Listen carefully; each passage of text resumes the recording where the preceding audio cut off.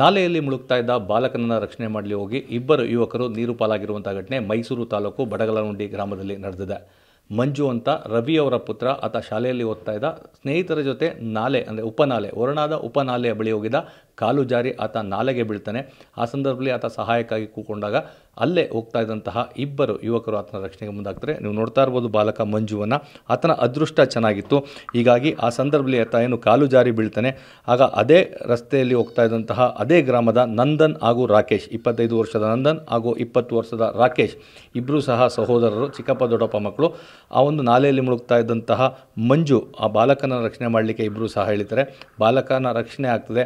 ಆದರೆ ಅವರಿಬ್ಬರೂ ಸಹ ದುರಾದೃಷ್ಟವಶಾತ್ ನಾಲೆಯಲ್ಲಿ ಮುಳುಗಿ ಪ್ರಾಣವನ್ನು ತೆತ್ತಿದ್ದಾರೆ. ಇಡೀ ಗ್ರಾಮದಲ್ಲಿ ಸೂತಕದ ವಾತಾವರಣ ಮನೆ ಮಾಡಿದೆ. ಅದೃಷ್ಟವಶಾತ್ ಮಂಜು ಆ ಒಂದು ಸಂದರ್ಭದಲ್ಲಿ ಪಾರಾಗಿ ಬರ್ತಾನೆ. ಆತನನ್ನು ಆಸ್ಪತ್ರೆಗೆ ಕರ್ಕೊಂಡೋಗಿ ಚಿಕಿತ್ಸೆಯನ್ನು ನೀಡಲಾಗ್ತದೆ. ಆತ ಸಹ ಪ್ರಜ್ಞಾಹೀನ ಸ್ಥಿತಿಯಲ್ಲಿರ್ತಾನೆ. ಆತನಿಗೂ ಸಹ ಏನಾಗ್ತಾ ಇದೆ ಅಂತ ಗೊತ್ತಾಗೋದಿಲ್ಲ.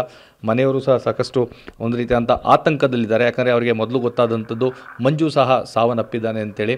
ಅದಾದ ನಂತರ ಮನೆಯಲ್ಲಿ ಒಂದು ರೀತಿಯಾದಂಥ ದುಃಖದ ವಾತಾವರಣ ಇತ್ತು. ತದನಂತರ ಆತ ಚಿಕಿತ್ಸೆಗೆ ಸ್ಪಂದಿಸ್ತಾ ಇದ್ದಾನೆ. ಆತ ಬದುಕಿ ಬಂದಿದ್ದಾನೆ, ಸಾಕಷ್ಟು ಅಸ್ವಸ್ಥನಾಗಿದ್ದಾನೆ. ಈಗಲೂ ಸಹ ವಿಶ್ರಾಂತಿ ಪಡೆಯುವಂಥ ಕೆಲಸವನ್ನು ಮಾಡ್ತಾ ಇದ್ದಾನೆ. ಹೀಗಾಗಿ ಅವತ್ತು ಘಟನೆ ಆ ಸಂದರ್ಭದಲ್ಲಿ ಏನಾಯಿತು, ಈ ಬಗ್ಗೆ ಮಂಜುವಿಂದ ಮಾತಾಡೋಣ. ಮಂಜು, ಏನಾಯ್ತಪ್ಪ ಅಲ್ಲಿ ಅಂತ? ಹೌದಾ, ಸ್ಕೂಲ್ ಬಿಟ್ಟರು ಸ್ಕೂಲಿಂದ ಹೋಗಿದ್ದೆ. ಅವಾಗ ಈಜುಡಿನತ್ತ ಹೋದೆ. ಇನ್ನೂ ನಾನು ಒಬ್ಬನೇ ಹೋದೆ, ಯಾರನ್ನೂ ಕರ್ಕೋಗ್ಲಿಲ್ಲ.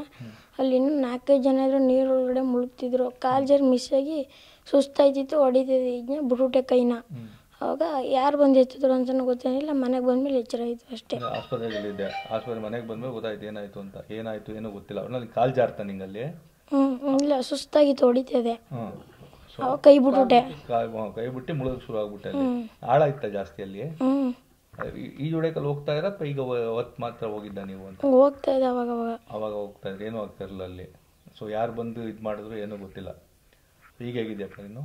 ಚೆನ್ನಾಗಿದ್ದೀನಿ. ಆರಾಮಿದೆಯಾ? ರೆಸ್ಟ್ ಮಾಡ್ತಾ ಇದೆಯಾ?